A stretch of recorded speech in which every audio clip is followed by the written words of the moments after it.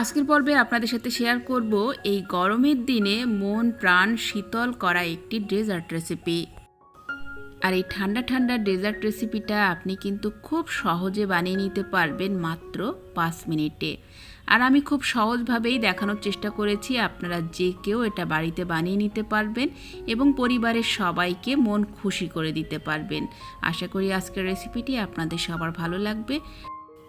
আর এই মন প্রাণ শান্ত করা রেসিপিটি বানানোর জন্য আমি এখানে নিয়েছি 2 টেবিল চামচ পরিমাণ সাবুদানা, 1.5 টেবিল চামচ পরিমাণ নিয়েছি তোকমা দানা।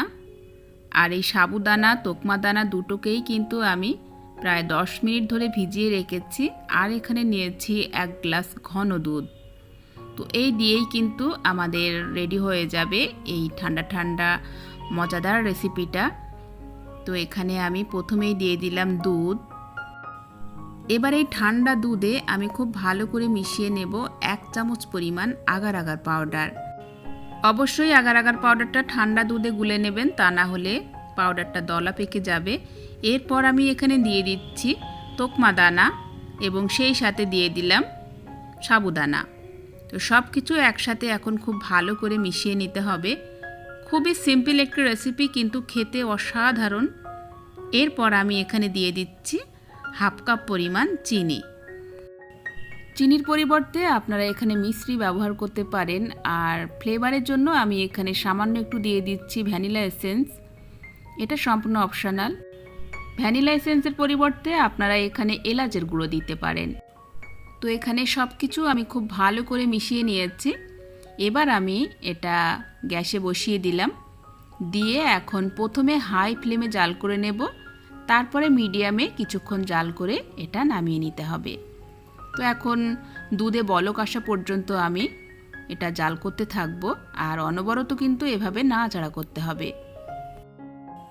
তো 1-1.5 মিনিট ধরে আমি জাল করে নিচ্ছি। আর এখন কিন্তু দুধটা ভালোভাবে ফুটে উঠেছে। আর এভাবে 3 থেকে 4 বার ভালোভাবে দুধটাকে ফুটিয়ে নিতে হবে। আর এভাবে জাল করতে করতে দেখবেন দুধটা কিন্তু ঘন হয়ে আসছে। যেহেতু আমরা আগার আগার পাউডার দিয়েছি, তাই কিছুক্ষণ জাল করে নেওয়ার পরেই কিন্তু দুধটা এরকম ঘন হতে থাকবে।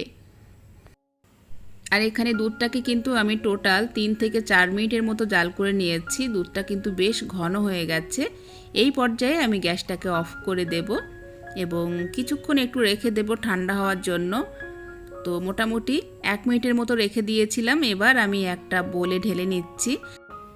আর এভাবে বোলে ঢেলে নেওয়ার পর এখন আমি 20 থেকে 25 মিনিটের মতো রেখে দেব।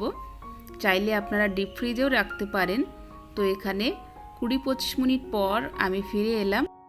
আর এখন কিন্তু আমাদের ঠান্ডা ঠান্ডা ডেজার্টটা অলমোস্ট জমে গেছে। খুব সুন্দরভাবে পুডিংটা রেডি হয়ে গেছে। আমি একটা ছুরি দিয়ে 4-5টা এইভাবে ছাড়িয়ে নিচ্ছি, যাতে খুব সহজে প্লেটিং করা যায়। তো খুব সহজেই কিন্তু আমি পুডিংটা প্লেটে নামিয়ে নিলাম। আর এবার আমি একটু পুদিনা পাতা আর আনার দানা দিয়ে একটু উপর থেকে ডেকোরেশন করে দেব, যাতে পুডিংটা দেখতে খুব সুন্দর হয় এবং আকর্ষণীয় হয়ে ওঠে। আপনারা কিন্তু আপনাদের পছন্দ মতো করেই সাজিয়ে নিতে পারেন। আর যেহেতু এখন গরম, তাই পুদিনা পাতাটা কিন্তু বেশ একটা রিফ্রেশিংয়ের কাজ করে, তাই পুদিনা পাতাটা দিয়েই আমি সাজিয়ে দিলাম। আপনারা এখানে আপনাদের পছন্দ মতো ফ্রুট দিয়েও সাজিয়ে নিতে পারেন। তো এখানে ডেজার্ট রেসিপিটা অলমোস্ট রেডি। এখন হচ্ছে ঠান্ডা ঠান্ডা পরিবেশনের পালা। গরমের দিনে যদি এরকম ঠান্ডা ঠান্ডা হেলদি একটি পুডিংয়ের রেসিপি বানিয়ে খাওয়া যায়, তাহলে কিন্তু শরীর মন দুটোই চাঙ্গা হয়ে ওঠে। আশা করি আজকের এই সহজ ডেজার্ট রেসিপিটি আপনাদের সবার ভালো লেগেছে। ভালো লাগলে প্লিজ একটি লাইক দিতে ভুলবেন না, শেয়ার করবেন, চ্যানেলটিকে সাবস্ক্রাইব করে রাখবেন। আজকের মতো বিদায় নিচ্ছি। সবাই ভালো থাকবেন। ফিরে আসছি আগামীকাল নতুন রেসিপি নিয়ে। আল্লাহ হাফেজ।